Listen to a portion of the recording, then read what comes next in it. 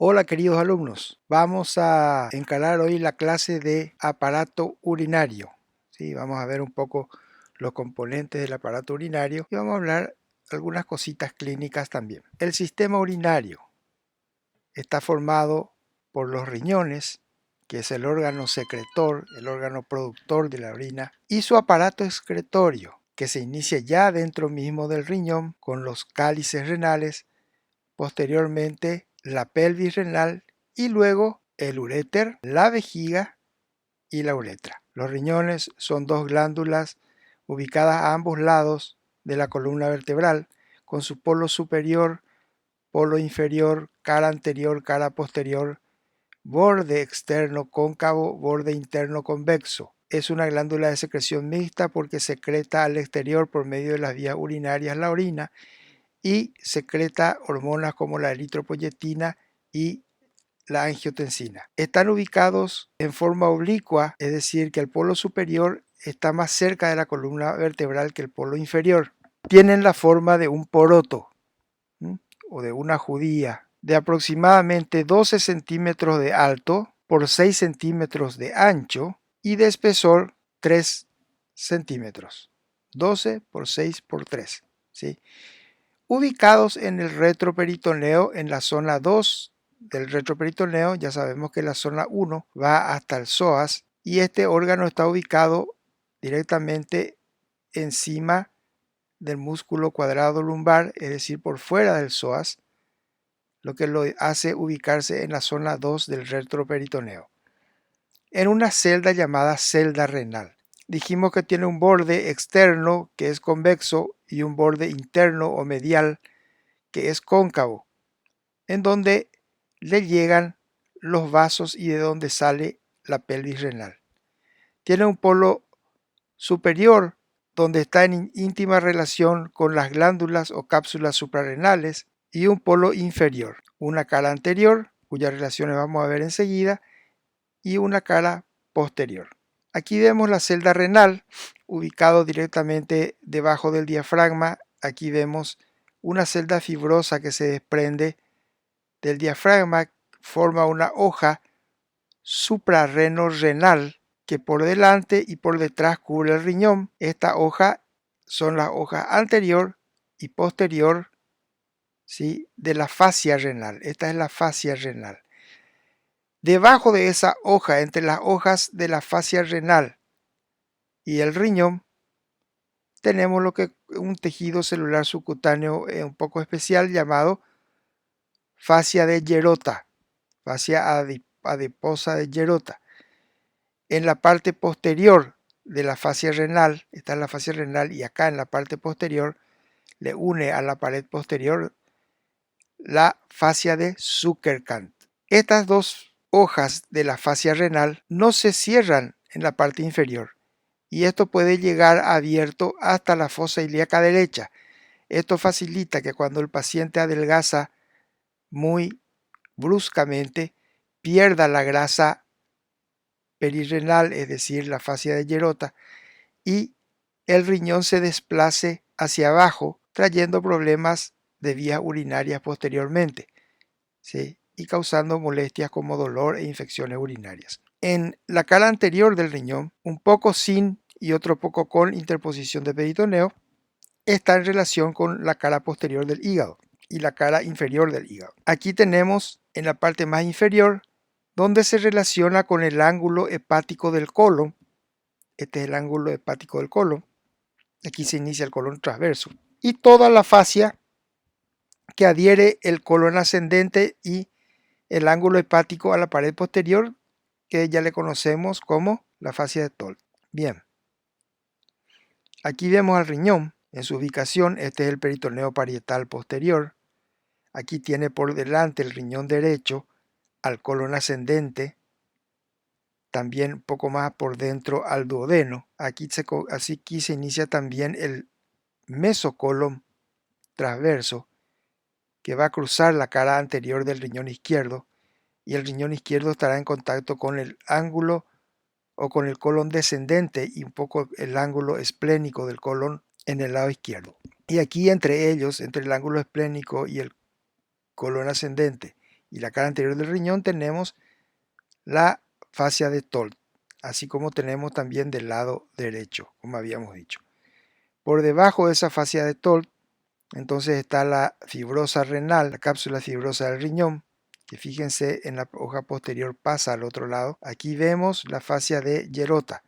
Detrás fija al riñón, al músculo cuadrado de los lomos, que es este, la fascia de Zuckerkant, que está aquí pintada en azul. Entonces, la fascia de Gerota es esta amarilla y la fascia de Zuckerkant es esta posterior. Aquí vemos el pedículo renal, formado por la arteria y la vena renal, y el conducto excretor, que en este caso va a ser la pelvis renal. En el lado izquierdo, ¿sí? Esta es la renal izquierda, esta es la aorta, o sea, está en la cercanía de la aorta, y el lado derecho está más en cercanía de la vena cava inferior. Por detrás tienen al músculo cuadrado lumbar, y por detrás y por dentro al músculo psoas. Aquí vemos la cara posterior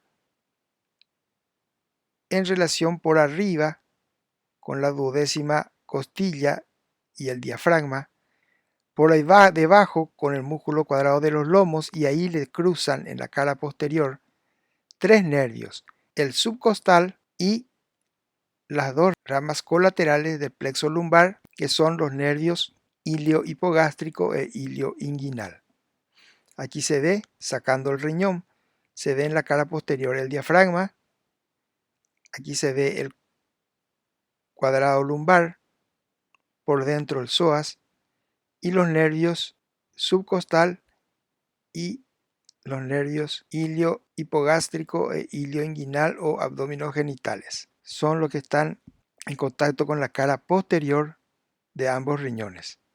Esto hace que las afecciones renales simulen dolores en el flanco y hasta la región hipogástrica, o inclusive los labios mayores en la mujer y el escroto en el hombre. Ya vamos a hablar de eso después. Aquí vemos a los dos riñones en su ubicación. Aquí le vemos con relación al ángulo esplénico en el polo inferior, y en la cara interna tenemos la segunda porción del duodeno, que está adherida por la fascia de Gerota, y aquí tenemos hacia adentro, el borde está cerca de la vena cava inferior en el lado derecho y de la aorta en el lado izquierdo. En el lado izquierdo, su cara anterior es cruzada por el mesocolon transverso, la inserción del mesocolon transverso, y tenemos hacia arriba la relación con la cola del páncreas, hacia abajo en la relación con el ángulo esplénico del colon, y aquí vemos al estómago en la cara anterior por dentro del ángulo esplénico.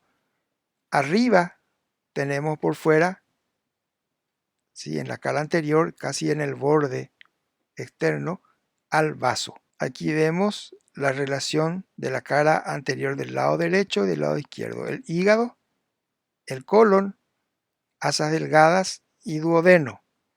En el lado izquierdo, el estómago y el vaso, el páncreas, las asas delgadas y el colon, el ángulo esplénico. Esta constitución anatómica, al cortar el riñón, se ve que el riñón tiene una cápsula fibrosa, una corteza, tiene una médula cuya relación es de 2:1, es decir, la médula es el doble ancho de la corteza. En la corteza tenemos las columnas renales, hechas de corteza también, y tenemos en la médula las pirámides renales, que son estas. Su vértice forma la papila renal, y esta papila renal drena en esto que llamamos cálices menores. Se unen entre tres, acá por ejemplo, 1, 2, 3 cálices menores, y forman este cáliz mayor, que va a formar otra vez con otros dos cálices mayores, porque los cálices mayores son aproximadamente 3, y de 3 a 5 cálices menores forman un cáliz mayor, y 3 cálices mayores forman lo que es esta formación que vemos aquí, de forma triangular, con una cara anterior, una posterior, una base hacia el riñón y un vértice que luego se continúa con el uréter, que se llama pelvis renal. Forma parte del pedículo renal, y aquí vemos lo que es la unidad estructural del riñón, que se llama nefrona, formado por el glomérulo y los túbulos, encargados de iniciar la secreción de orina en el glomérulo y luego ir depurando y trabajando la orina para que en su excreción se unan a los conductos más gruesos y estos puedan desembocar después, esta es la papila renal, en la pelvis renal. A este conjunto de tubos y el glomérulo, ya vamos a ver lo que es el glomérulo, es lo que se llama nefrona. Y la unidad funcional es el glomérulo, que procedente de la arteria renal llega a una arteria renal aferente, forma un ovillo de capilares y vuelve a salir por otra arteriola, la arteriola eferente. ¿Sí? La arteriola aferente, ovillo capilar, y arteriola eferente. Esto está cubierto por una membrana endotelial llamada cápsula de Bowman. Y esta cápsula de Bowman tiene una hoja visceral y una parietal, y en el medio se filtra la orina. Y de aquí la orina se filtra y da origen a los túbulos excretores de la orina en el otro polo de donde entran las arteriolas. Este es el glomérulo y así se forma la orina. El pedículo renal está formado por la vena renal, yendo de delante a atrás la vena renal. Ahí encontramos después la arteria renal que se divide otra vez al llegar al riñón, se divide en una arteria prepiélica y una retropiélica. Prepiélica es decir, delante de la pelvis, y retropiélica detrás de la pelvis. Y por último, el tercer elemento, que es más posterior, es la pelvis renal. De atrás adelante, entonces, pelvis renal, arteria renal y vena renal. La vena es el elemento más anterior. En el polo superior está en relación con la cápsula suprarrenal. Esta sí es una glándula de secreción interna que tiene también al corte dos porciones, una corteza y una médula. La corteza, ¿sí?, para secretar corticosteroides, es decir, cortisol, y la médula que secreta catecolaminas, como la adrenalina y la noradrenalina. En la corteza se secreta cortisol y aldosterona. Y también se secretan hormonas sexuales, es decir, un poco de testosterona y un poquitito de estrógenos. Está ubicada directamente encima del polo superior del riñón y separada de él por una fibrosa suprarreno-renal en relación con el diafragma. En su cara posterior tiene una forma de pirámide triangular. En su cara posterior, el diafragma. En su cara anterior está el hígado en el lado derecho. En el lado izquierdo está el estómago. Y en la cara interna tenemos a la vena cava inferior en el lado derecho y a la aorta en el lado izquierdo. Por debajo, ya dijimos, el polo superior del riñón.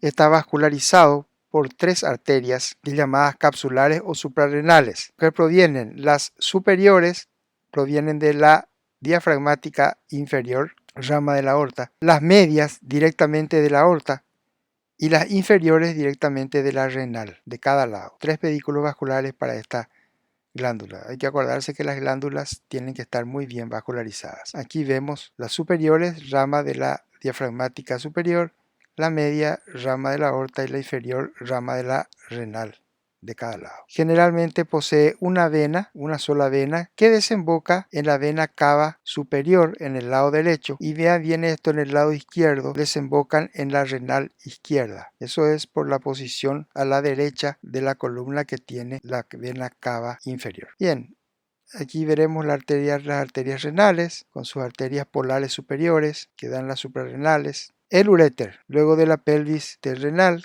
cuyas relaciones ya sabemos. Por delante tiene a la vena y la arteria renal, y por detrás tiene a la rama retropiélica de la arteria renal, y un poco más atrás al músculo psoas. Se continúa a nivel del polo inferior del riñón. Se continúa con el uréter. ¿Qué es el uréter? Es un túbulo musculomembranoso que transporta la orina desde la pelvis renal hasta la vejiga. Está dividido en porciones. Una porción ubicada sobre la pared lumbar se llama porción lumbar. Una porción que pasa por encima de los vasos ilíacos llamada porción ilíaca. Una porción que se introduce en la pelvis llamada pelviana. Y una porción, todo tubo tiene una porción intramural en las paredes de la vejiga, terminando y formando el trígono vesical. No es igual en su calibre desde arriba abajo. Hay porciones más estrechas. Por ejemplo, la primera estrechez se da aquí, junto al polo inferior del riñón, donde la pelvis se convierte en uréter. es la estrechez superior del uréter. Y esto es importante después para saber dónde se trancan los cálculos renales. Otra estrechez aquí, ¿sí? En la porción ilíaca. Y la última estrechez aquí cuando desemboca en la porción intramural, cuando desemboca en el trígono vesical. Son tres estrecheces. Relacionado en la cara posterior con el psoas, está cruzado en su cara anterior por los vasos gonádicos de cada lado. Luego pasan encima de los vasos ilíacos, se introducen en la pelvis, donde tienen a la arteria ilíaca interna por dentro. Aquí se relacionan también con el ovario de cada lado. Luego pasan por la fosa ilíaca derecha para llegar hasta la vejiga, cruzando por detrás de un conducto que viene de afuera, que es el conducto deferente. Detrás y luego por fuera del conducto deferente. En la mujer, la porción pelviana pasa por debajo de la arteria uterina, cosa que ya dijimos cuando hablamos de genital femenino, que había que cuidar cuando se hace la histerectomía, que se tiene que cortar y ligar la arteria uterina. Tenemos que tener mucho cuidado de no lesionar el uréter. Esta es la relación con la arteria uterina, pasa por debajo de la arteria uterina. Ven acá, se corta la arteria uterina y se ve el uréter. Bien, su vascularización es segmentaria. La parte superior proviene de la renal, la parte media proviene de los vasos gonádicos, la parte inferior proviene de la hipogástrica o de las ramas de la hipogástrica como la vesical y la vesicodeferencial.